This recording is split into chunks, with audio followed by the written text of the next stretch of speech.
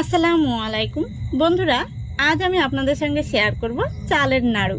এই নাড়ুগুলো দেখতে যেমন সুন্দর, খেতেও কিন্তু ভীষণ মজার। একটি খেলে মন ভরবে না, এতটাই টেস্টি, নারকেল নাড়ুকে হার মানাবে। তো চলুন এই নাড়ুগুলো আমি কিভাবে তৈরি করছি প্রথম থেকে শেষ পর্যন্ত দেখতে থাকুন। আশা করছি আপনাদের ভীষণ ভালো লাগবে।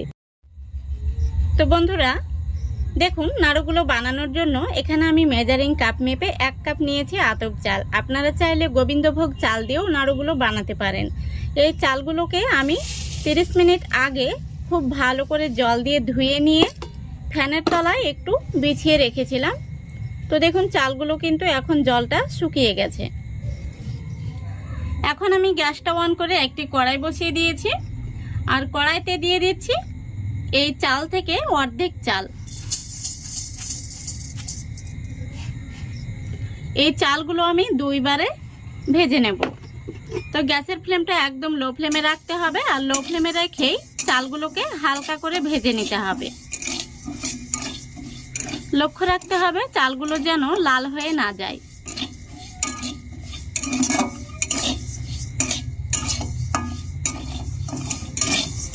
দেখুন বন্ধুরা, চালগুলো কিন্তু আমি ভেজে নিয়েছি, আর এরকম করে কিন্তু ভেজে নিতে হবে, এর চাইতে লাল করা যাবে না। এখন আমি নামিয়ে নেব।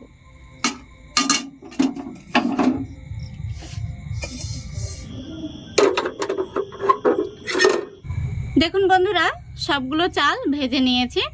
এখন আমি এই চালগুলোকে ঠান্ডা হতে রেখে দেব। এবার একই কড়াইতে দিয়ে দিচ্ছি 1/2 কাপ সাদা তিল।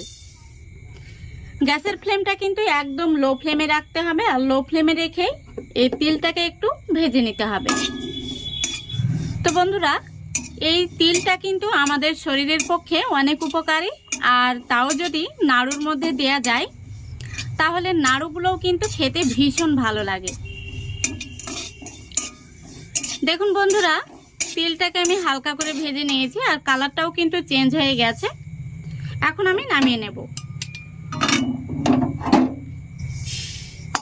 আর এদিকে চাল ভাজাগুলো ঠান্ডা হয়ে গেছে। এখন আমি একটি মিক্সি জার নিয়ে নিচ্ছি। এই জারের মধ্যে চাল ভাজাগুলো ঢেলে নিচ্ছি, আর এই চাল ভাজার সাথে দিয়ে দিচ্ছি 2টো এলাচ। এবার খুব ভালো করে আমি গুঁড়ো করে নেব। দেখুন বন্ধুরা, খুব সুন্দর করে আমি গুঁড়ো করে নিয়েছি। এখন আমি একটি স্ট্যানারের উপর ঢেলে নিচ্ছি। এতে করে যদি গোটা চাল ভাজা থেকে থাকে তাহলে সেটা কিন্তু আটকে যাবে। এইভাবে একটু চেলে নিতে হবে। দেখুন, এখানে কয়েকটা চাল ভাজা কিন্তু থেকে গেছে। তো এইভাবে চেলে নিলে কিন্তু এই গোটা চাল ভাজাটা আর থাকবে না। তো দেখুন, চালের গুঁড়োটা কিন্তু খুব সুন্দরভাবে রেডি হয়ে গেছে। এখন আবারও আমি গ্যাসটা অন করে দেব।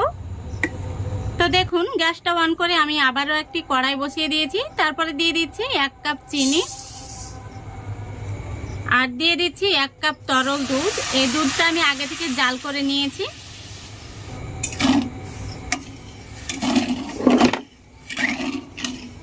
দিয়ে দিচ্ছি 2টো এলাচ। এলাচগুলো আমি মুখ ফাটিয়ে দিয়েছি। আর দিয়ে দিচ্ছি একটি গোটা কোরানো নারকেল।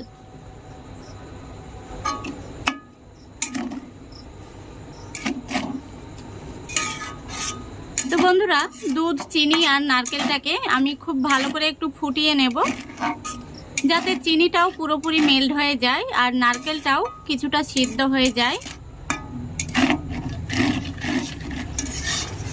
দেখুন বন্ধুরা, কিছুক্ষণ জাল করে নিয়েছি, আর খুব সুন্দরভাবে কিন্তু ফুটে গেছে। এখন আমি এর মধ্যে দিয়ে দিচ্ছি সাদা তিল, যেগুলো আমি হালকা করে ভেজে নিয়েছিলাম। তিলটা দেওয়ার পরে আমি খুব ভালো করে মিশিয়ে নিচ্ছি, আর গ্যাসের ফ্লেমটা এখন আমি একদম লো ফ্লেমে রেখে দিচ্ছি। এখন আমি যে চাল ভাজাটা গুঁড়ো করে নিয়েছিলাম, সেই চাল ভাজার গুঁড়োটা অল্প অল্প করে দিয়ে দিচ্ছি। একসঙ্গে কিন্তু দেয়া যাবে না, অল্প অল্প করে দিয়ে এইভাবে মিশিয়ে নিতে হবে।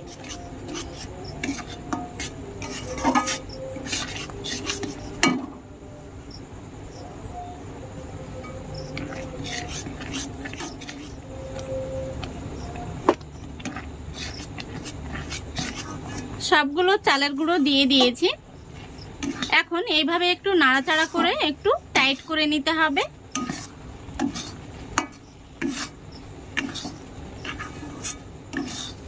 দেখতেই পাচ্ছেন কতটা আঠালো হয়েছে। তো আমি আরো কিছুক্ষণ এইভাবে লো ফ্লেমে রেখে নাড়াচাড়া করে নেব। দেখুন বন্ধুরা, আমি আরো কিছুক্ষণ নাড়াচাড়া করে নিয়েছি আর এখন কিন্তু খুব সুন্দরভাবে টাইট হয়ে গেছে। আর নাড়ু বানানোর জন্য কিন্তু মিশ্রণটি একদম রেডি হয়ে গেছে। দেখতেই পাচ্ছেন কতটা আঠালো হয়েছে। এখন আমি গ্যাসটা অফ করে দিচ্ছি। এবার এই মিশ্রণটিকে আমি একটি থালার মধ্যে ঢেলে নেব।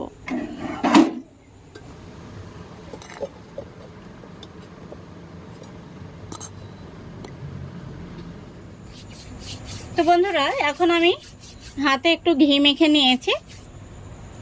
এবার নাড়ুগুলো আমি তৈরি করে নেব।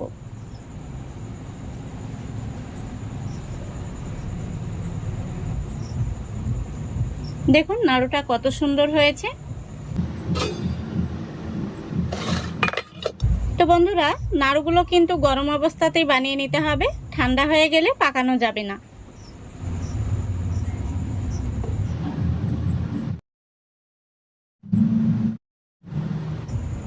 দেখুন বন্ধুরা, সবগুলো নাড়ু বানিয়ে নিয়েছি আর নাড়ুগুলো দেখতে কত সুন্দর হয়েছে।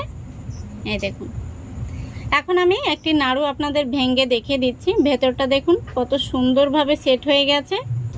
আশা করি দেখতে পাচ্ছেন, দারুণ হয়েছে। এই নাড়ুগুলো এক টুকরো মুখে দিলে মনে হবে অমৃত খাচ্ছেন, এতটাই টেস্টি। নারকেল নাড়ুকেও হার মানাবে।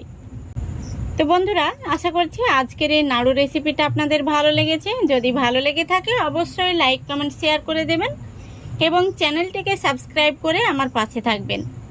আজকের মতো এখানেই বিদায় নিচ্ছি। সবাই ভালো থাকবেন, সুস্থ থাকবেন। খোদা হাফেজ।